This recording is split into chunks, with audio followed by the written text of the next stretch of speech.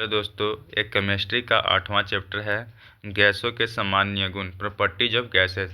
कौन सा नियम सिद्धांत प्रतिपादित करता है कि नियत दाब पर एक आदर्श गैस का आयतन प्रत्यक्ष रूप से निरपेक्ष तापमान पर समानुपाती होता है? चार्ल्स का नियम।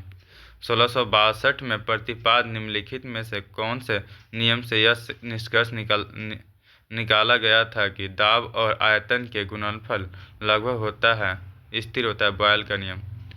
स्थिर ताप पर किसी गैस का आयतन कम करने पर उसका दाब बढ़ जाता है। स्थिर दाब पर गैस का आयतन परम ताप के समानुपाती होता है, यह कहलाता है चार्ल्स का नियम। 1811 में प्रस्तावित किस नियम के द्वारा यह पूर्वानुमान प्रस्तुत किया गया था कि ताप व दाब की समान स्थितियों में समान आयतन वाले गैस में अणुओं की संख्या समान होती है? एवोगाड्रो का नियम। स्थिर ताप पर किसी गैस का दाब तिगुना कर देने पर उसका आयतन हो जाएगा तिहाई। एनटीपी पर 22 ग्राम CO2 का आयतन होगा 22.4 लीटर। गैसों के विसरण का नियम किसने प्रतिपादित किया था? ग्राहम ने। एक गैस का विसरण की दर अनुभार के वर्गमूल के व्युत्क्रमानुपाती होती है। निश्चित ताप और दाब पर विभिन्न गैसों के विसरण के अपक्षेपिक वेग उनके घनत्व के वर्ग मूल के विपरीत अनुपात होती है। यह नियम किसका है? ग्राहम का नियम है।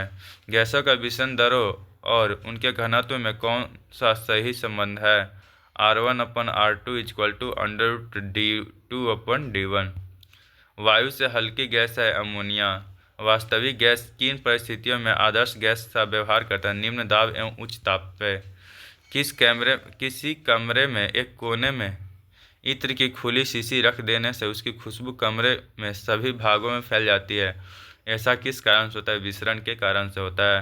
घनत्व में अंतर रहते हुए भी गैस के पृथ्वी के गुरुत्वाकर्षण बल के विरुद्ध परस्पर घुल मिल जाने की स्वाभाविक प्रक्रिया को कहते हैं गैसों का विसरण। एक गैस का वाष्प घनत्व 14 है, उसका अनुभार कितना होगा? 28 होगा।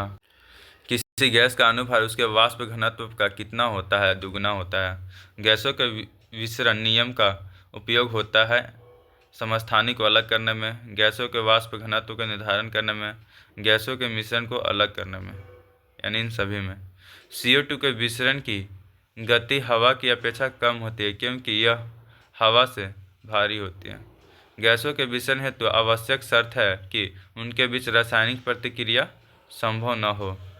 ऑक्सीजन और हाइड्रोजन गैस के विसरण की दर का अनुपात है 1:4।